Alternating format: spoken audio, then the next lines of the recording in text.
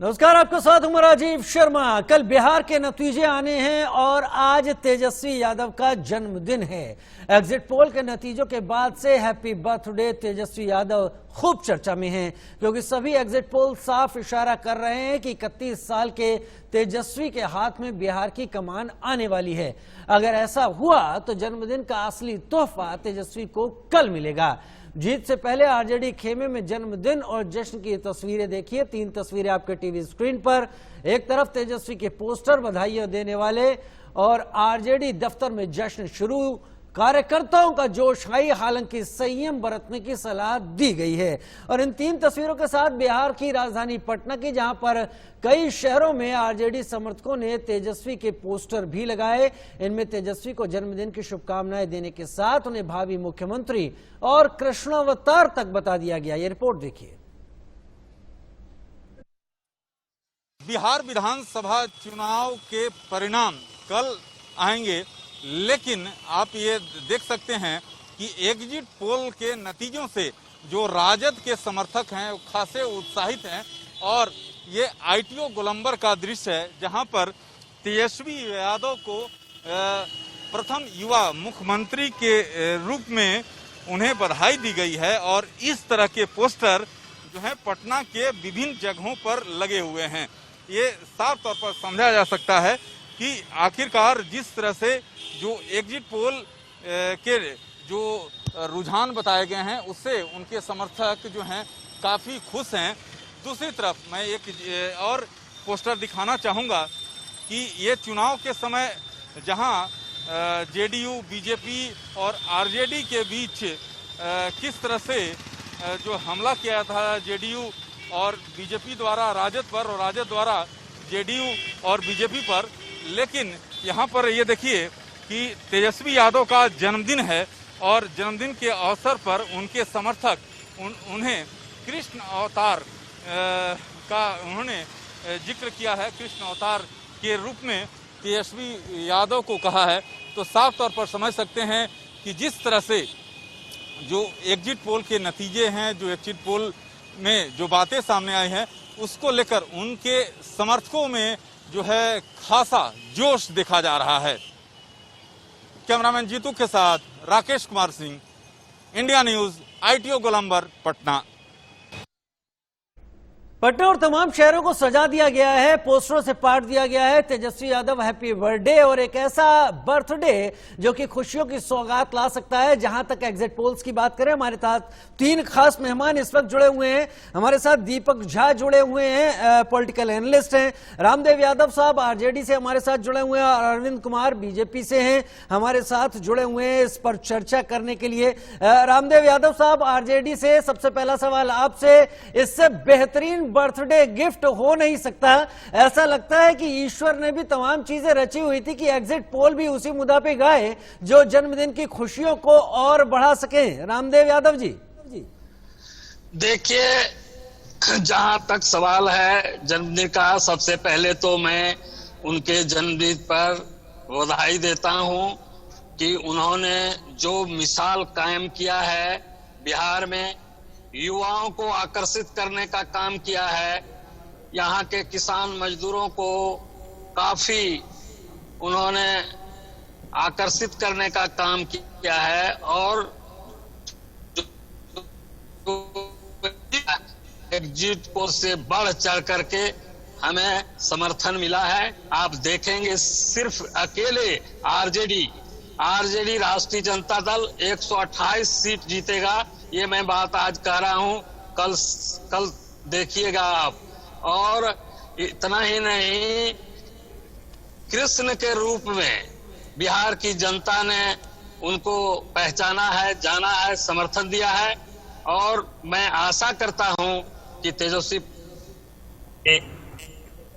ठीक है, आरजेडी 128 सीटें जीतेगी। रामदेव यादव साहब इस वक्त ताल ठोक कर कह रहे हैं ज्यादा देर नहीं है, ईवीएम खुलने ही वाली है, 24 घंटे से भी कम का वक्त है, सारी चीजें साफ हो जाएंगी। अरविंद कुमार जी, रामदेव यादव कह रहे हैं कि बिहार के युवा, मजदूर, किसान, हर वर्ग को आकर्षित किया है तेजस्वी यादव ने, और वही असर है कि एग्जिट पोल्स करीब करीब आरजेडी की तरफ झुके हुए दिखाई दे रहे हैं। और वो इसलिए झुके हैं कि एग्जिट पोल्स ये अनुमान लगा रहे हैं कि बिहार की जनता बदलाव के मूड में है। आपका क्या कहना है?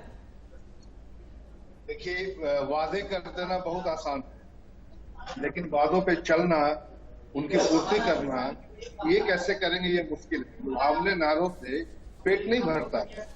पेट भरने के लिए पेट के अंदर खाना चाहिए। खाना कैसे दे पाएंगे? देखिए, लुभावने नारों से अरविंद जी, उस खाने और रोजगार के लिए ही तो सत्ता बदलने की बिहार की जनता तैयारी कर चुकी है। अगर पिछली सरकार ने किया होता तो आज ऐसे आंकड़े नहीं सामने आते। मैं आपको एक चीज बता दूं, देखिए,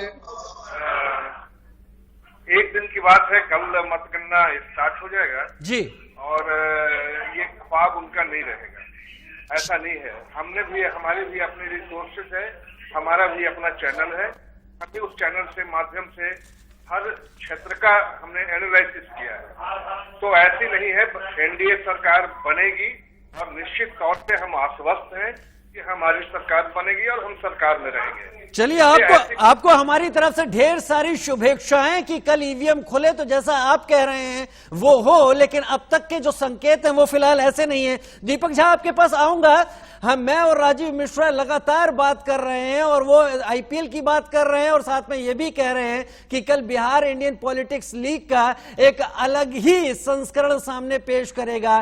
तेजस्वी आज जन्मदिन मना रहे हैं, इससे बेहतरीन मौका नहीं हो सकता कि सारे अनुमान, सारे परिणाम इशारा कर रहे हैं कि इस बार लालटेन क्या खूब जलने वाली है। कौन सी गलतियां आपको ऐसी लगती हैं जिनके चलते एग्जिट पोल्स तक इस बार नीतीश के तीर को निशाने पर नहीं लगने दे रहे हैं? दीपक झा,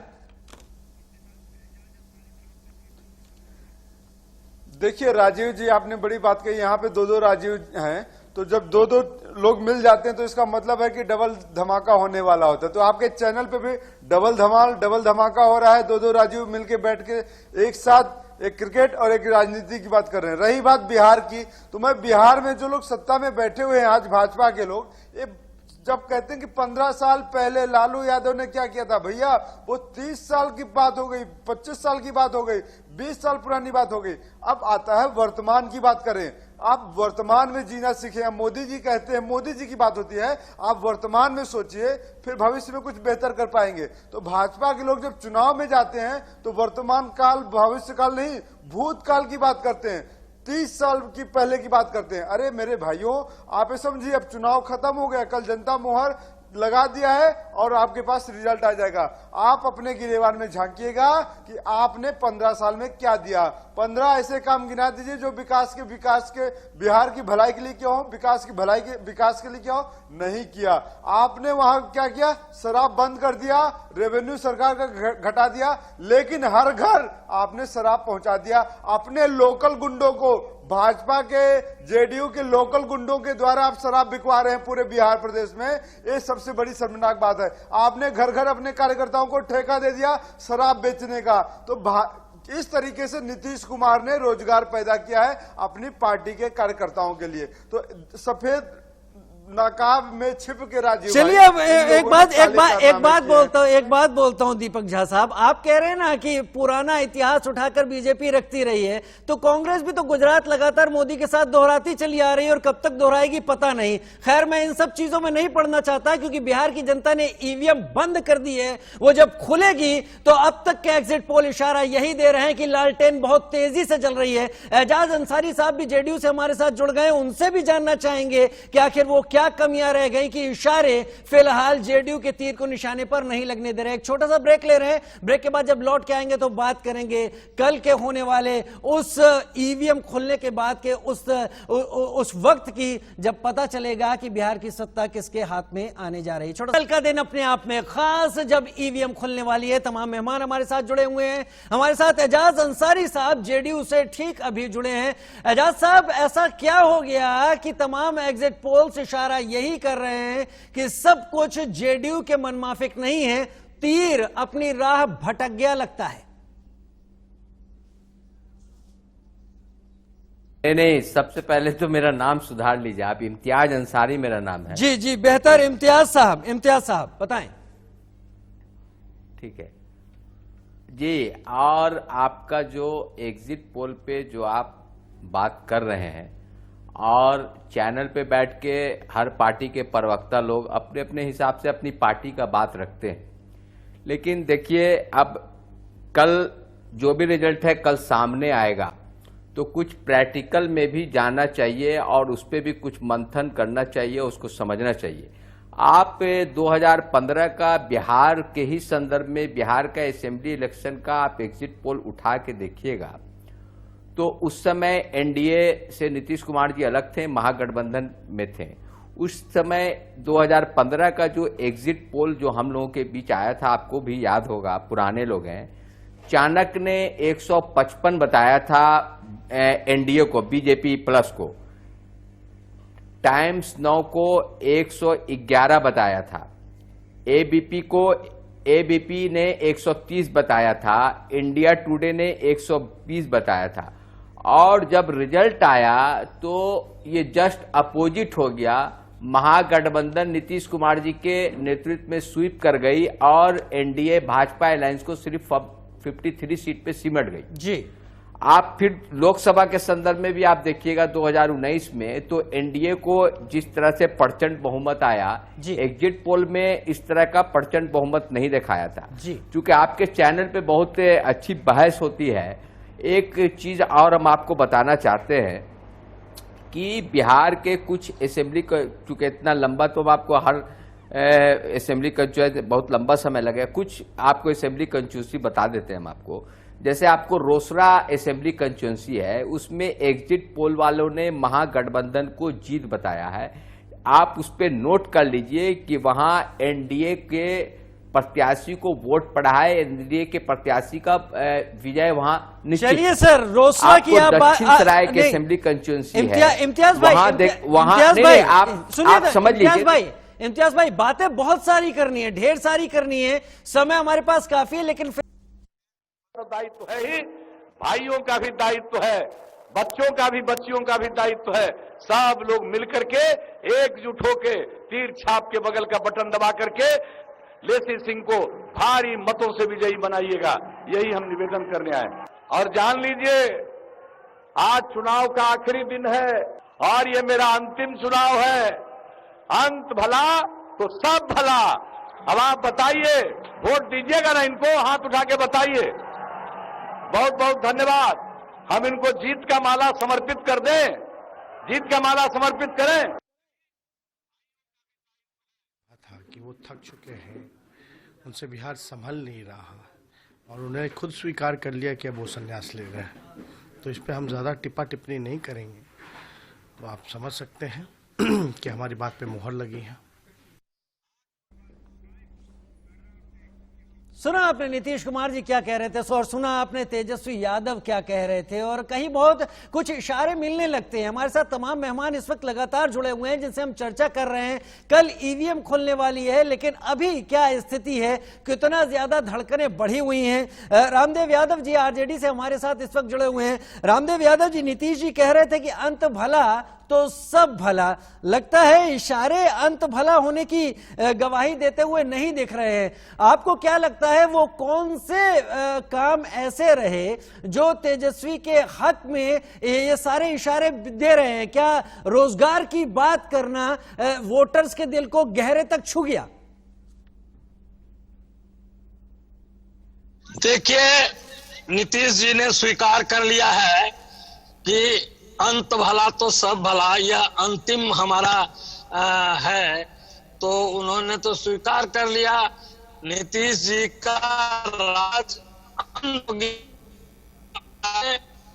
न दिया, और नीतीश जी ने जो तकलीफ में डाला है यहाँ के मजदूर किसानों को, यहाँ बेरोजगारों को, यहाँ पलायन को, यहाँ स्वास्थ्य को, दवाई। हमारे नेता तेजस्वी प्रसाद यादव जी ने कहा कि हमारी सरकार होगी तो दवाई का जो सवाल है, स्वास्थ्य का सवाल, और जो सवाल है, जो पढ़ाई का सवाल है, जो बेरोजगारी का सवाल है, इन सब बातों को दिल में युवाओं को छुआ है और यहाँ के किसान, नौजवान, महिलाएं, सभी वर्गों के लोगों ने, खास के युवाओं ने तो मुद्दा हमारे नेता ने उठाया था, युवा लोगों ने उसको स्वीकार किया है, मजदूरों ने स्वीकार किया है, बेरोजगारों ने स्वीकार किया है और उनका अंत हो चुका है। देखेंगे आप, कल उनका अंत होगा। चलिए अरविंद कुमार जी से बात कर लेता हूं। अरविंद कुमार जी,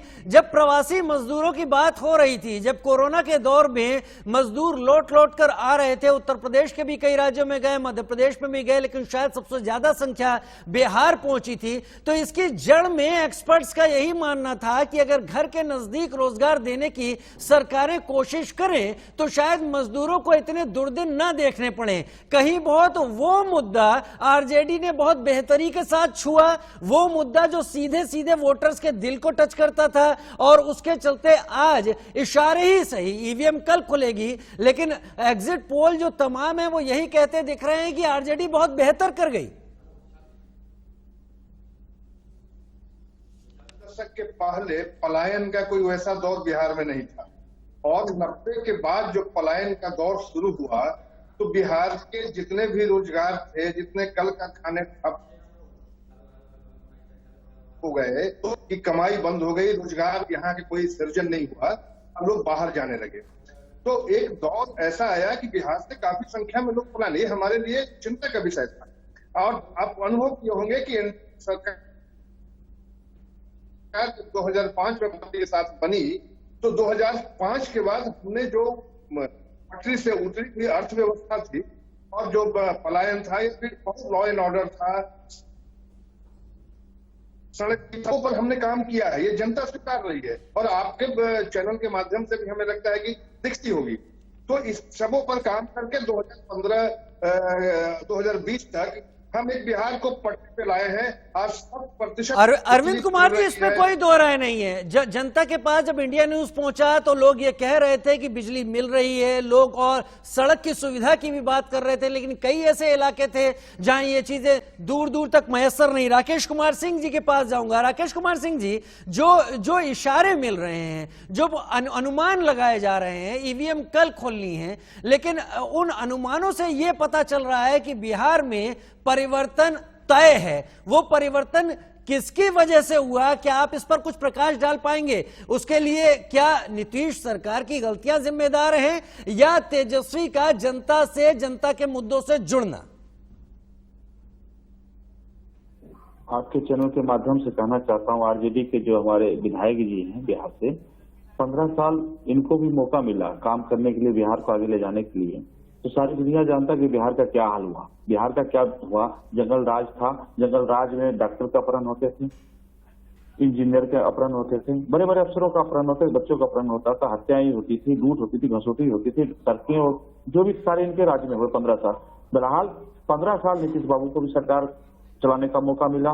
पिछले 5 सालों में, शुरू के 5 सालों में उन्होंने अच्छा काम किया, 10 साल से वो काम अच्छे नहीं कर रहे हैं। इस 5 साल में इनका इतना अच्छा परफॉर्मेंस खराब रहा, जिस कारण से आप देख सकते हैं कि 7 निश्चय का जो मुद्दा था, 7 निश्चय का मुद्दा महागठबंधन के साथ इन्होंने 2015 में बनाया था। हम लोगों ने कहा था 7 निश्चय का जो मुद्दा है आपका, वो हम लोग स्वीकार नहीं करते हैं, उसको नकारात्मक था। और हम लोग बिहार फर्स्ट का जो डॉक्यूमेंट्स जो तैयार किए थे, 4 लाख लोगों से राजकुमारी लिया था, हमने भाजपा के लोगों से भी कहा था कि नीतीश बाबू का चेहरा जो है बिहार के मुख्यमंत्री लायक नहीं है, आप इनको छोड़ के दूसरा नया चेहरे दीजिए। आप अश्विनी चौबे जी का भी बयान सुन सकते हैं, इसमें उन्होंने बोला। तो हम लोगों ने कहा नए चेहरे दीजिए, हम लोग चुनाव में जाते हैं और अच्छे से जीत के आएंगे। कहीं ना कहीं नीतीश बाबू सुशील मोदी जी को कहते थे कि प्रेस कॉन्फ्रेंस में आदरणीय संवाददाता जिसके पत्रकार बंधु भी थे उस कवरेज में कवर कर रहे थे हमारे मुख्यमंत्री जी को, तो उसमें आप देखे होंगे सुशील मोदी जी को कह रहे हैं आप बोलिए इस राज्य के बारे में। प्रधानमंत्री जी उसमें बोला कि इनके फोटो लगाते मैं चुनाव आयोग में जाऊंगा। बहरहाल सब कुछ देखते हुए आप देख सकते हैं कि प्रधानमंत्री जी ने नीतीश जी का फोटो गायब कर दिया, क्योंकि वो चेहरा पसंद नहीं किया आम जनता को, तो कहीं ना कहीं इनको सत्ता से बाहर दूर कर दिया गया। उसके बाद इनके राज्य में सृजन घोटाला हुआ। सृजन घोटाले का जो है आप देख सकते हैं कि आने वाला समय में सृजन घोटाला का भी पर्दाफाश होगा। उसके बाद मनरेगा में भी हुआ, बहुत सारे जो योजना इनके विफल रहे और कहीं ना कहीं शराबबंदी का था। आप इन्होंने शराबबंदी किया, बहुत अच्छी बात थी, शराब बंद होनी चाहिए थी, लेकिन कहीं ना कहीं बंद नहीं हुई। प्रशासन जो पुलिस विभाग थे वो सरेआम लोगों को कहते थे कि आप शराब चलाइए, आप मुझे पैसा दीजिए और शराब चलाइए। यानी एक तरफ तो शराबबंदी की बात हो रही थी, दूसरी तरफ शराब खुलेआम बिक भी रही थी, ऐसे आरोप की तरफ आप जा रहे हैं और आप कई मुद्दों को उठा रहे हैं। एक मिनट में दीपक झा के पास जाना चाहूंगा। दीपक झा, अब तक इस पूरी चर्चा में जो हम सब बात कर रहे हैं, हमने जो ईवीएम के जो एग्जिट पोल्स तमाम जगह से सामने आए हैं उसमें चिराग फैक्टर पर बात नहीं की है। क्या यह माना जाए कि चिराग ने दरअसल जेडीयू का चिराग हल्का करने या बुझाने में काफी मदद कर दी है? वोटों को जो वोट कटवा शुरू में कहा गया था, चिराग ने वो रोल अदा कर दिया है?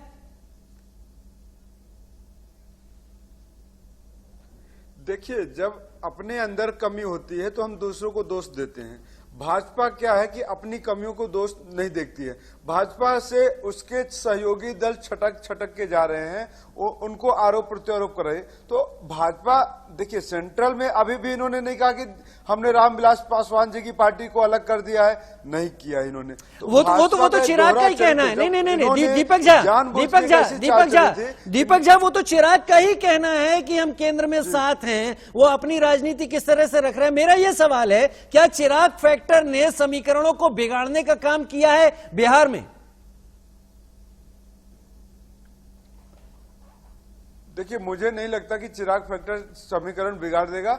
हाँ, मोदी जी और नीतीश कुमार के लिए ही एक घाट तक बन गया, क्योंकि देखिए ये लोग जिस डाली पे बैठे हैं उसी को काट रहे हैं। इनको पता नहीं है कि जनता के वास्तविक मुद्दे क्या है। ये लोग राजनीति कर रहे हैं आपस में ही। मोदी जी चाहते हैं नीतीश कुमार जी आ रहे, नीतीश कुमार चाहते हैं चिराग पासवान आने, चिराग पासवान चाहते हैं कि नीतीश कुमार आ रहे। तो ये आपस की इन्होंने तीन तिकड़म काम बिगाड़ा। चलिए, तीन तिकड़म काम बिगाड़ा, समझ गया मैं। इम्तियाज अंसारी साहब, क्या यही हकीकत है? सोशल इंजीनियरिंग के अगुआ कहे जाते हैं मुख्यमंत्री नीतीश कुमार, 7 निश्चय पार्ट 2 लेकर आए, तमाम काम किए गए। ऐसी बात नहीं है कि बिहार में लोगों ने उनके कामों को स्वीकारा नहीं है, लेकिन फिर भी मैसेज पहुंचा क्यों नहीं है? क्या चिराग फैक्टर ने आपको नुकसान पहुंचाया है?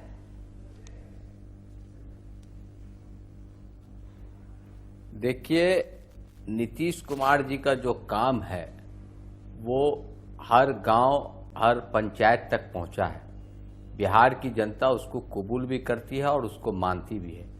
और बिहार की जनता के सामने यह भी था कि बिहार अब किस दिशा में प्रवेश करेगा।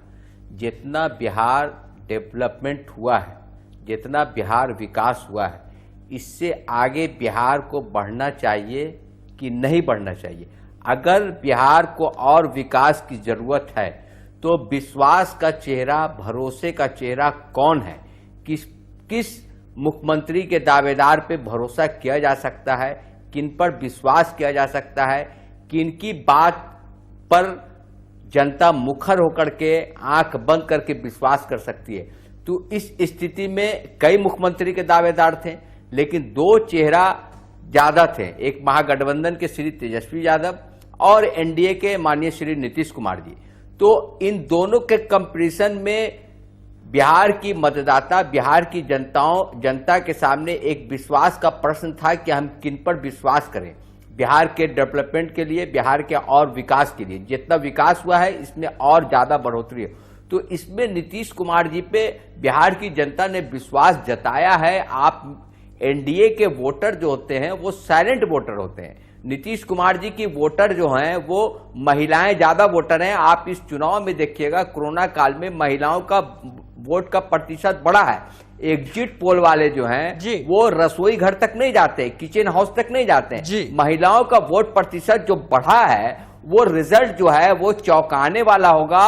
और नीतीश कुमार जी के नेतृत्व में एनडीए सरकार बहुमत बनाएगी। और चूंकि बिहार के सामने एक बहुत बड़ा प्रश्न था कि 15 साल में जो हम सोच नहीं सकते थे, विकास का पैमाना को हम पार नहीं कर सकते थे, वो हमने पार किया है। लेकिन बिहार को जब इन्हीं शब्दों के साथ मेरी शुभेच्छाएं आप सभी को, क्योंकि अब ज्यादा वक्त नहीं है ईवीएम खोलने में। तमाम चीजें एकदम साफ हो जाएंगी कि कौन वोटर्स के दिल तक पहुंचा और कौन केवल हवाई किले बनाकर बचा रह गया। कल ईवीएम खुलेगी, बिहार के समीकरण एकदम सतह पर आ जाएंगे और पता चलेगा सत्ता परिवर्तन है या एक बार फिर से सुशासन बाबू के हाथ में बिहार होगा। फिलहाल इशारे तो जो सत्ता परिवर्तन के ही आंकड़ों से एग्जिट पोल से दिखाई पड़ रहे हैं। छोटा सा